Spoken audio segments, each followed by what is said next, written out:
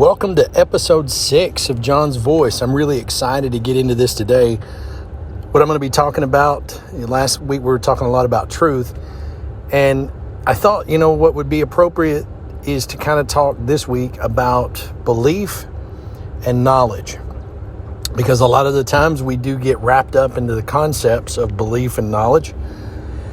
And some people say, well, religion is just steeped in a belief, and belief is, you can't trust a belief, or what is knowledge? So I thought we would try to tackle that this episode because there is these two methods, I believe, of getting at truth. Now, notice I'm using the word believe. And I come across some information. I thought a lot about it this week. And one of the reasons that it typically gets rejected is because a belief is considered to be something that you can't prove. And whereas knowledge, on the other hand, is something that you could, or it's certain. And so I came across the belief-knowledge continuum. And how do we know it's something that we believe, or how do we know that it's something that we know? And there is some actual bleed over. There was a beautiful Venn diagram that showed the truth and belief. The shared bleed over is knowledge, right? Of what we believe to be true and what we know. And so it's difficult because, a belief, as I've talked about many times before, a belief is not something that we can really prove scientifically, right? And knowledge, on the other hand, is the realization of a fact. So is there any way, right, that we could get into it? And I thought, well, we can approach this way. So let's look at first what it is that we consider a belief, right? Believing in something is what is almost required to qualify something as knowledge. In other words, it's really difficult for you to know something without having some belief. Like, even on something as simple as 2 + 2 is 4. You have to believe that you know what the value of 2 is. You have to believe that you know what the value of 4 is in order to even get at the acquired knowledge of 2 + 2 is 4. So even math, in a sense, is based on a belief, because again, if I were to show 2 + 2 is 4, you have to understand that if I even show these numbers, if I go to the Middle East and I show 2 + 2 is 4, they're not going to recognize that, and it doesn't make 2 + 2 being 4. They don't recognize it as being true. It's just they wouldn't recognize the format in which we've written the number, if that makes sense. So if I'm showing someone who only reads Arabic, and they don't read the standard, what we call standard Arabic, by the way. If they didn't recognize that, they would have to trust that what I'm showing them is correct. They would still understand conceptually that 2 + 2 is 4, right? It's just, I'm trying to remember here. It's like the way they add up, they still add the same way. It's just how it would be written. Same vice versa. If you saw it written in Arabic, you might not recognize it, but you would still understand it conceptually, and you would have knowledge of that being true, and you would just have to believe that what I'm showing you is the same thing, if that makes sense. So I understand that, and you'll see how difficult it is when you're trying to weed through that. But in essence, and kind of whittle this down to get to something that we can see. So you have to be aware that something is true and justifiable to be able to claim that we know it. If we're not aware of it, you can't know it, right? So there's 3 types of belief.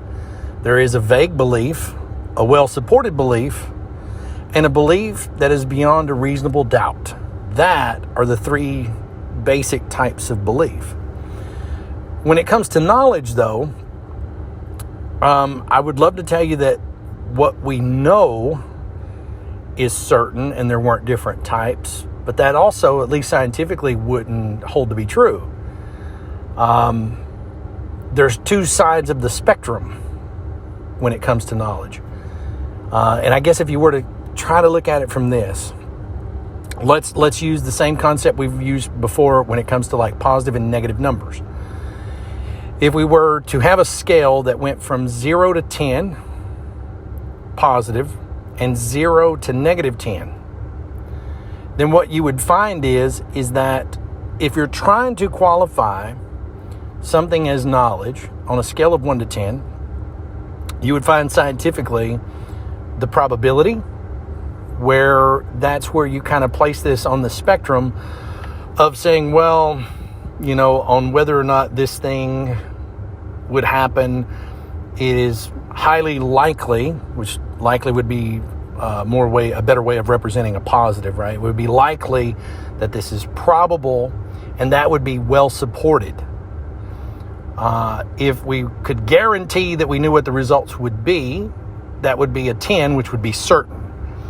Like, I guess an example I would use is the law of gravity, right? If you walk out onto the roof of a building, you take a step off, every time you do that, the law will apply. It is certain what will happen. We know the effects of the law of gravity, right? But also on the other side of that equation, so if something is not likely to happen, unlikely, that would be on a scale of 0 to negative 10, unlikely that would happen, and that would be well supported. And it doesn't mean that we've seen every instance of this thing to occur, so we base it off of a probability. And if it's absolutely impossible, right, such as you walk off the edge of the building and you continue to walk even though the building is gone and the law of gravity doesn't apply to you, that would be impossible, right? But that's also knowledge. The reason I say that's also knowledge is that there is no instance of us seeing that, of where someone just continues to walk, law of gravity doesn't apply, they're just walking in midair. And I think that is where a lot of people struggle. So let's use the case of Jesus. I can know with 100% certainty that he existed. I can know with 100% certainty that he was in Jerusalem at the time. Again, 100% certainty that he was put to death under Pontius Pilate. 100% certainty that he had a following of 12 people. 100% certainty that he was crucified and put to death, with 100% certainty, with evidence that supports that. And so this part of the historical figure of Jesus is knowledge. I know that he existed. I don't question whether he existed. I don't question that he was crucified. I don't question that he was put to death. I don't even question that he was an innocent man. There are, like I said, separate sources outside of the Bible that all contest that this man was innocent. And as I've said before, it doesn't matter whether you accept it or not, right? Where the belief system comes in is whether or not he is who he says he is. There's where the belief factor comes in.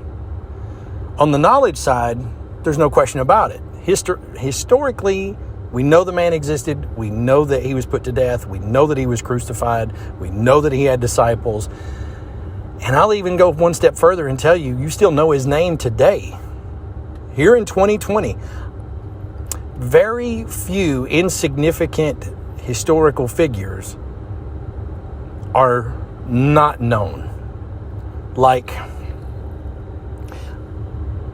when you kind of look at all of the historical figures we have, we know who the King of England was 500 years ago. We know who this was. What we don't know is who was the guy who lived 2 miles away from where the king was at. That highly unlikely that we're going to know that, right? But we can believe that someone did live there within 2 mile radius of wherever it was at. Again, that's what I'm talking about, the difference between knowledge and believing something. So if you could accept the knowledge of the fact that historical Jesus and who he was in contact with and the impact he had upon their lives. Now we come back to the question of belief. And that is, can we believe? Is it a vague belief? Is it a well-supported belief? Or is it a belief that is beyond a reasonable doubt? And that right there, if you're talking to me, and could I point to you the proof that Jesus is one and the same as God? Can John prove this to you? I cannot. And I find that most Christians struggle because they believe this, but because they can't offer proof of it. So the emotions come into play, because there are real relationships with God. And if I used my own situation, I can tell you the problem that comes in to the human condition is when you come to understand that you are a three-part being. You are not just a body with energy inside of it. Like, there are three parts to you. And if you search yourself, you will see that this is something that is evident. You would see this as to be true. You are three parts. You are mind, you are body, and you are spirit. We'll put a tag in the spirit line, and we'll put a pin in that. We'll come back to that one. Let's look at mind and body first. So can I show that there is a difference between the mind and the body? And I think I've seen a couple of examples of this being the case. One of them being a friend of mine who lost his leg. His leg was amputated. He had a prosthetic leg. And sitting and talking with him, he was just sitting there talking. He had his foot propped up, and he scratches his foot.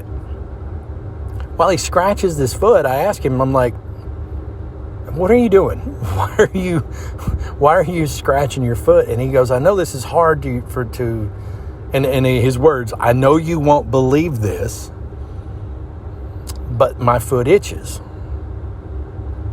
And I don't have any reason not to believe him. I mean, I'm watching him scratch, right? And I said, what do you mean your foot itches? He goes, it's really crazy. He said, even though the leg is not real, it's prosthetic, I have these things known as phantom pains. And he says, it's pretty well documented. He said, the doctor even told me to expect it. He said, but it's like my body, right? Even though this part of my body's gone, my mind is not aware of it. And it will treat that leg as though it's real. And he goes, John, I'll feel things in that foot and in my leg. He goes, it still cramps, it still aches. And even though it's not a real leg, my mind accepts it as though it's part of the body. So again, here's my hypothesis. The mind and the body are two different things. And to me, that is evidence of the mind and the body being two different things. Because this part of the body, which was not real, it was prosthetic, the mind had accepted it as being part of the body, and so therefore treated it as though it were.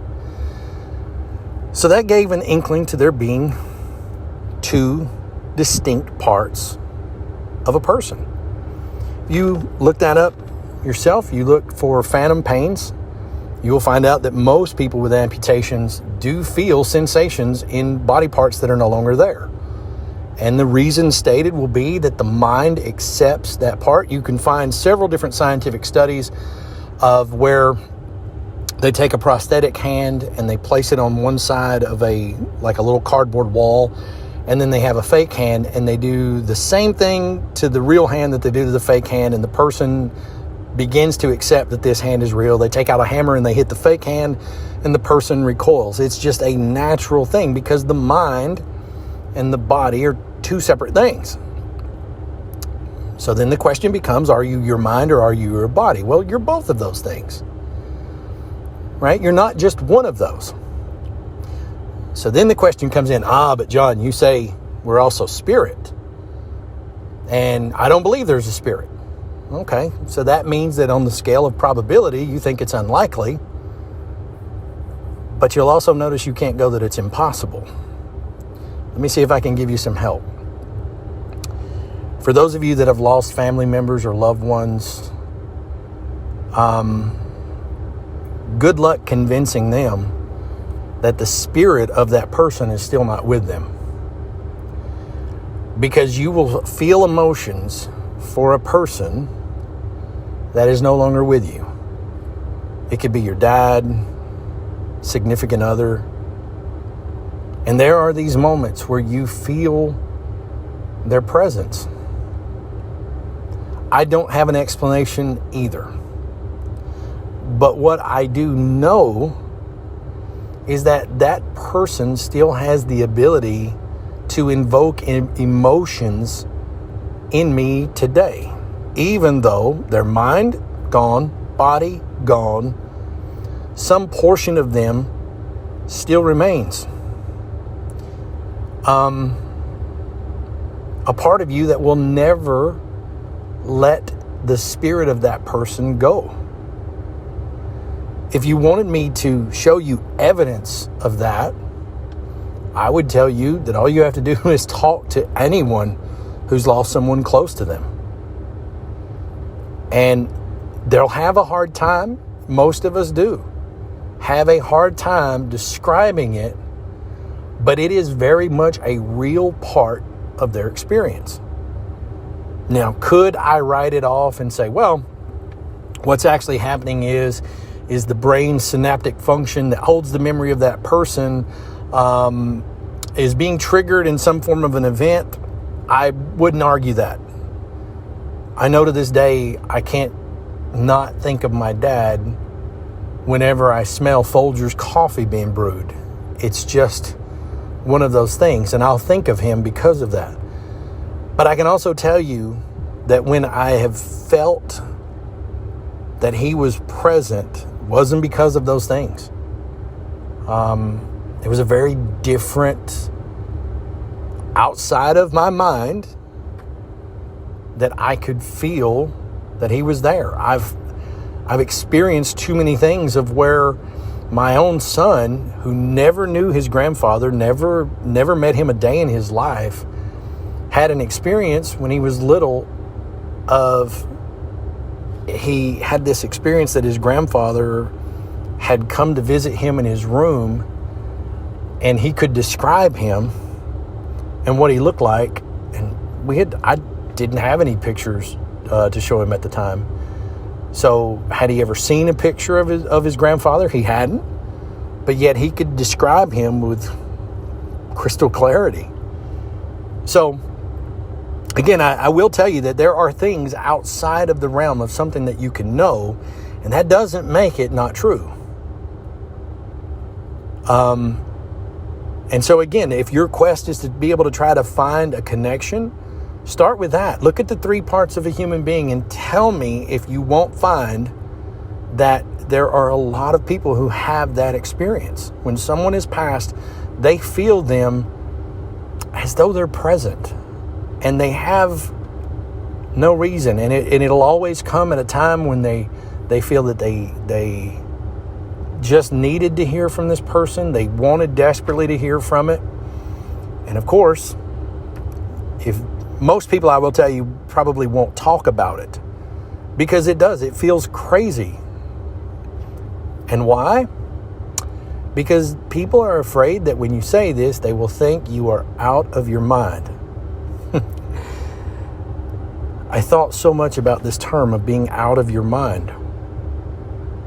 And I find it to be very funny sometimes that body will reveal itself to body, and mind will reveal itself to mind, and spirit will reveal itself in spirit.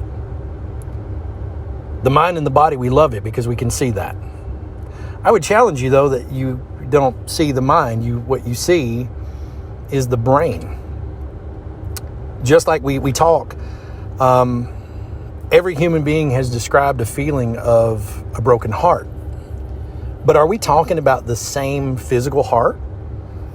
You know, are you talking about that that muscle in the center of your chest with the 4 ventricles that pumps blood throughout the body? Are you telling me that when you've had a broken heart, that is what broke?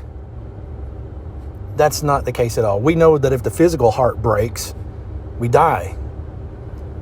But yet we all have the experience of what it is to have a broken heart that is completely unrelated to that physical heart.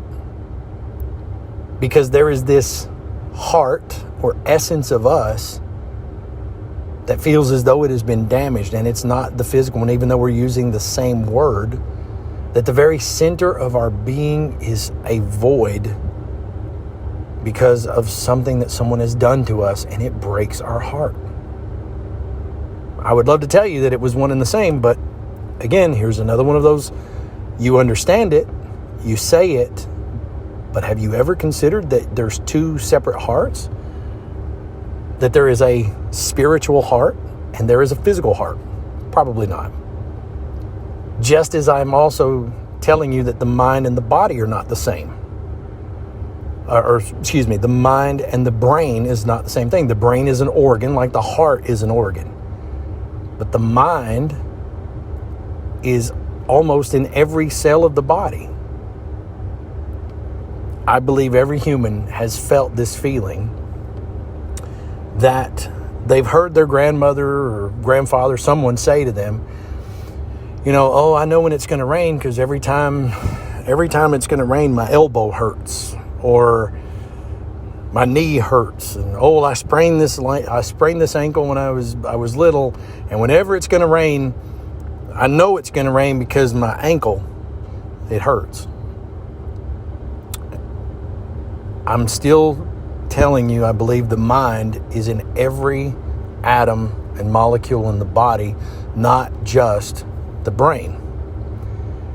You'll also notice that you've had feelings before, not from your brain, but from your gut, of where something is not right. Like you feel it. And it's not your brain. Your brain's telling you everything's fine, but your gut has a different take on the situation. And I will tell you more times than not, when you've ignored the gut versus the brain, you will always say the words. Whenever you've done it, you'll say, I knew it. Now again, is this knowledge or is this belief? I'm not a proponent of saying that because everybody has experienced this, that this is knowledge. Far from it. But do I have to be able to prove it in order for it to be truth? Again, I hold that you don't. Because there are some things, and I think Jesus said the words, if I talk to you of worldly things and you don't understand me, how then would I speak to you of heavenly things? So, if we realize that we start to get into the murky water of belief the moment we start down the pathway of the Spirit, when you flip over into whether or not Jesus is God, I would agree with you, we're at 100% belief. But does that make it not true because I cannot prove it? The most fascinating thing that I learned throughout the history of studying the sciences is that you cannot prove a negative. You can't prove something didn't happen. You can only prove that something did happen. This is a common technique. It gets used a lot today, especially with all of the problems that we have with the media and whether or not you can trust the media or whether or not you can trust politicians. Whatever it is you want to talk about, you cannot prove a negative. You can only prove something did happen, right? We see things that happen and we can look at it and tell that this thing did in fact happen. That person A did assault person B. But then when the belief system kicks in, and I believe it's because person A was racist. Isn't it funny that the very same people who would reject the belief in God don't have a problem in believing something that they themselves can't prove. There's no question about it. If we see something and we can know, yes, this person was this color, and yes, this person was this color, then can I just infer from that information alone that the cause of it was something that I believe? And how many times do we do this?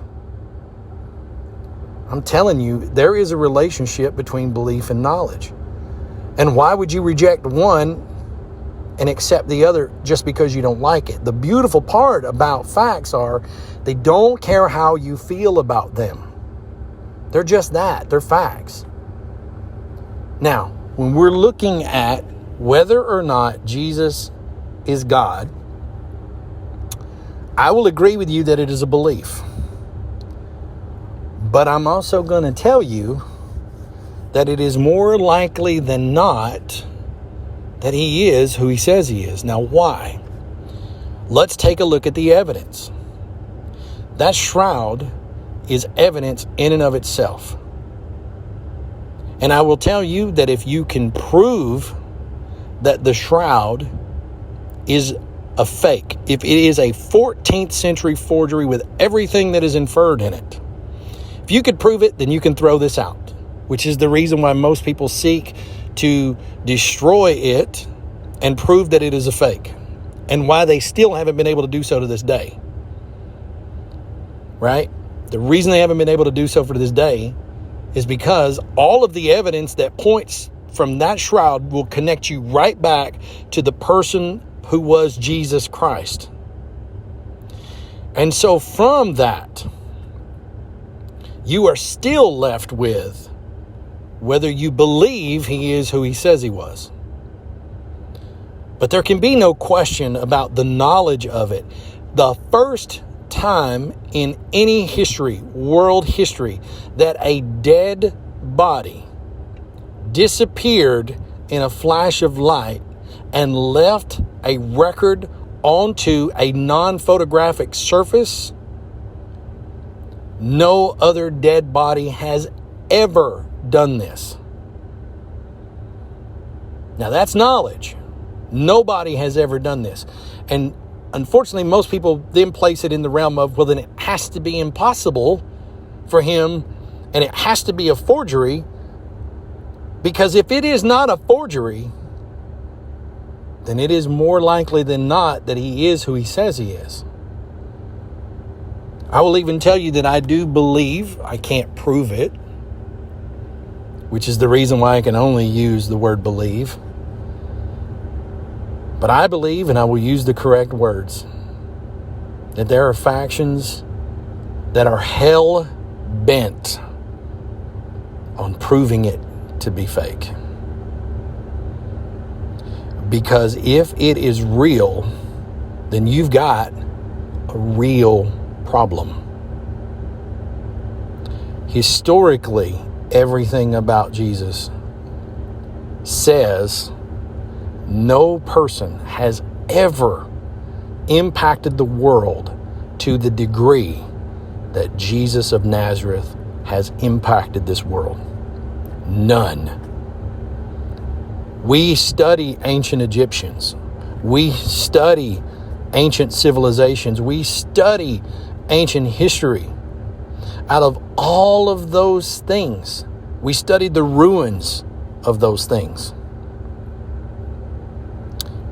That doesn't mean that there are not people who still believe in pharaohs and that still believe in, it doesn't mean that. It doesn't mean that there aren't people who maybe still believe in some of the ancient rituals of how Egyptians felt the dead should be treated. That doesn't mean that. But what it does mean is this. Out of all the things you could study, you will only find that there has ever been one man who challenged the very fabric of space and time.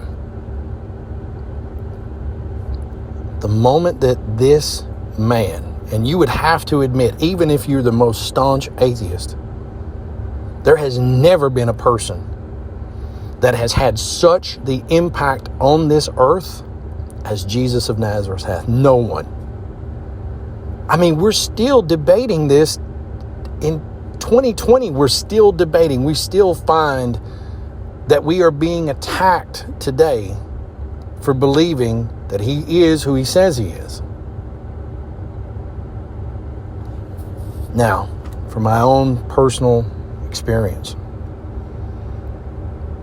and I will tell you, I have no way, and would tell you that I would still sit back and tell you I just don't have good answers. But I'll also tell you that that's okay. And I'll give you this. My son, one day, I get a phone call. I get one of those terrible phone calls that I think no parent wants to hear. And I'll never forget it. It was a Friday, and I get a phone call, and it's the hospital, or the doctor's office. And they tell me that my son has to go to see a specialist, that they have found something on his x-rays, and it is aggressive, malignant cancer. There are no 3 words. I'll tell you this is knowledge, not belief. There are no 3 words in the human language that will bring you to your knees faster than aggressive, malignant cancer. I have never felt more hopeless in all of my life. Because what I knew, what I believed, all of that stuff was gone. And I found myself in a void. What do I do? How am I going to face this one? Now, until you've ever been in that place, you will never fully understand this. But in this place of helplessness, and as someone who had just started believing, I can tell you, Jesus had no reason to do anything for me. Nothing. After 40-something years of just complete denial that there even was such a thing, I had no reason to ask for what I asked for. But I also had no other options. You can't cut a deal with aggressive malignant cancer. And for those parents who are dealing with it right now, I'm telling you, I don't know of anything that hurts worse in this world than that. But the only thing I could do is I found myself in Mass, and I'm thinking about all of these things. And I walked up to receive the body and the blood of Christ. I can't tell you, and I don't know. I wish I was a person that had the kind of faith that could tell you with 100% certainty. I don't. I fell to my knees. I fell to my knees. And when the priest said to me, the body of Christ, I said, amen. And I didn't even feel that my spirit was even in my body. But I placed it all on just the hope and the belief.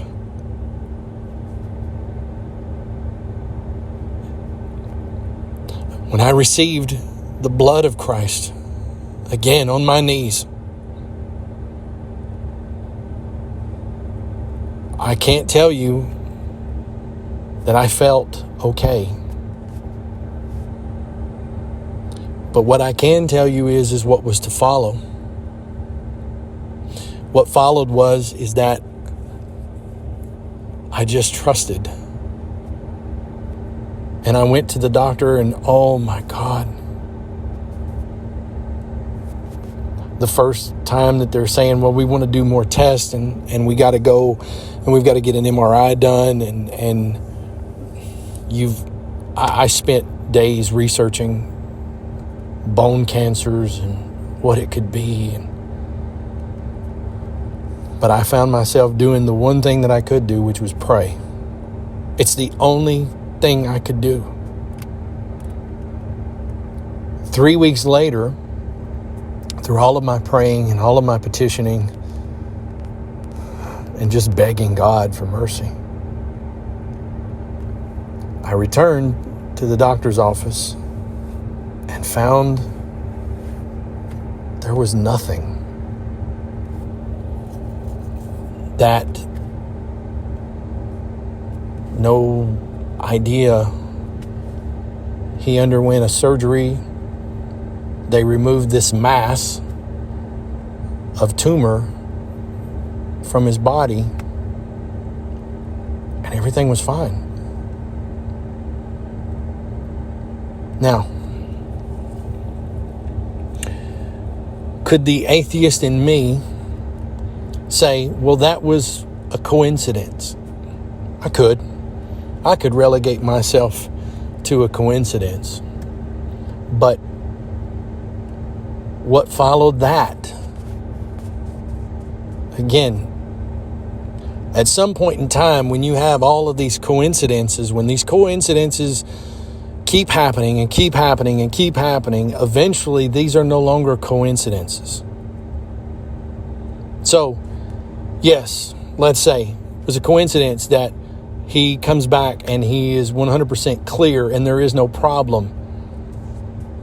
Then there was a coincidence that I take him to Mass, and upon leaving Mass, as he's collecting saint cards, he finds tucked away in a place in the church where there is no cards have been. This is just a little thing, and he finds this card that has the picture of Jesus on it, and on the back is an Anima Christi prayer, and in the Anima Christi prayer there is a word that says, "From the malignant enemy, protect me." And he finds this specific card. Out of all the prayers I have ever seen, I've never seen one that had the word malignant in it. Again, another coincidence?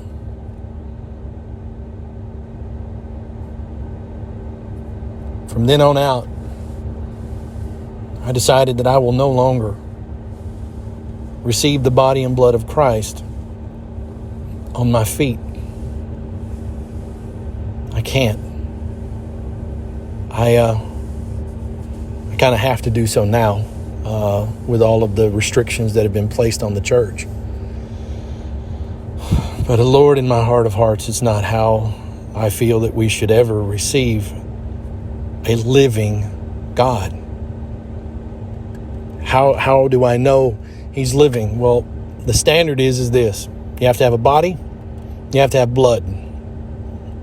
Right? If you're listening to this right now, you have a body, you have blood. Right? You're a human being. So if Jesus was put to death and he was crucified for us, and then this body reappears again, and he said, "This is my body, this is my blood, which will be given up for you. Do this in memory of me." If he was God, which is where I believe he is, and God has the ability to create just with the power of his words. His words were, "This is my body, this is my blood. Do this in memory of me." There is still only but one place I find that has the authority to present that body and blood every day of the week. Because he proclaimed that he would establish his church and that hell would not prevail against it. And I will tell you, if there's ever been any time in my life that I have seen hell come against the people who believe, it is today. More and more things coming and attacking the church. I have bishops who have given in to serving the world and not God. Under the guise of let's just all go along to get along. Absolutely not. Because if you know that the historical Jesus is true and you believe, which I would go even as far as to tell you that after all of the coincidences that I have had surrounding this initial experience, there is no doubt. I don't believe that Jesus is God. I know that he is. And I also know that I have a lot of people who don't have that supernatural faith anymore. I mean, if you look at that this body and blood situation is just a symbol, you are wrong, because you don't know who God is. Because you believe that this was just symbolic. No, it's not. If you realize that Jesus is the truth, and you know that he set this church in motion for us and declared that he would be with us even until the end of time, then I'm telling you, it is time for those of us who believe and know that he is who he says he is to start holding those that are responsible accountable when it comes to professing the faith that the church is the bride of Christ. Right? Wherever two or more are gathered in my name, there I will be also. What God has joined together, let no man put asunder. He either joined himself to the church or he did not. He did not establish 43,000 denominations. He established one universal church. That's knowledge, not just belief. Will we ever come to a point to where that we will know this to be true? Look, here's what I will end it with this. Jesus and God is all-knowing. We don't have to know everything. But the truth of who and what we are is in the mind of God. And as long as one of us holds the truth about us prevails. It is time to get into a relationship with that one true God, in his one true faith, in his one true church. Because he did say he would never leave us. And so therefore, there is no place else for us to go, even still to this day. Just as Peter's question was, you have the words of eternal life. Where else shall I go? Even with all of the problems that we have, even with the lack of supernatural faith on behalf of many of the prelates that lead us to this day, I am telling you this. God is still in charge. He is still found in his church to this day.